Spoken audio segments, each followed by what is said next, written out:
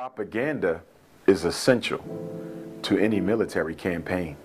Black people tend not to understand propaganda. And the reason why we tend not to understand propaganda is because the propaganda channels, the mediums, the conduits, the radio, the television, the newspaper, we tend to just treat as forms of entertainment. We don't see them as military strategy. When there's a movie depicting black people in a negative image, when there's caricatures in the newspaper making jokes about black people, we tend to just see it as political entertainment. We don't see it as laying the foundation before the storm. That's exactly what they did in Wilmington. You always seek to create a context that allows your military campaign to be acceptable.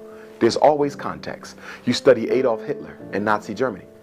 He had a propaganda campaign that lasted over a year before he began to physically oppress the Jews. He had to make sure that the national mindset had been conditioned to accept the extermination to come.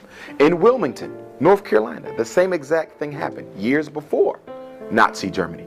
Through the magazines, through the radio, through word of mouth, through stage play, they created negative images of black people in the minds of white folk in case there were any liberals who would have been against what they were going to do. They were slowly able to reform their opinion by constantly repeating negative information about the target population. See, the one thing about the brain that we got to understand is the creature of repetition.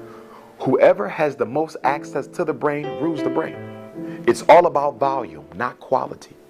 The more you tell people that a certain group of people are no good, the more you show images, the more you show sounds, song, poem, dance, projecting negative information about a people, sooner or later the subconscious begins to get conditioned automatically, because you can't turn off the subconscious to what it sees and what it hears.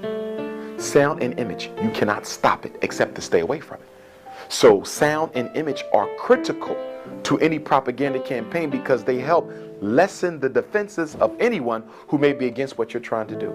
It's the same thing happening right now. There is a direct assault on the image of the black man and woman internationally. So when mass incarceration, homicide takes place, nobody cares what's happening to black folk because they've already been conditioned to believe that these people are better off dead anyway. So propaganda is the first stage of military warfare. Right now, we're being set up for another extermination campaign. It's going to be worse than what went on in Wilmington, Tulsa, Charleston, Rosewood. It's going to be worse. Whenever the propaganda gets worse, then you know the extermination is going to be that much worse, because you see how far the exterminator had to go in order to condition the people to prepare them for the carnage to come.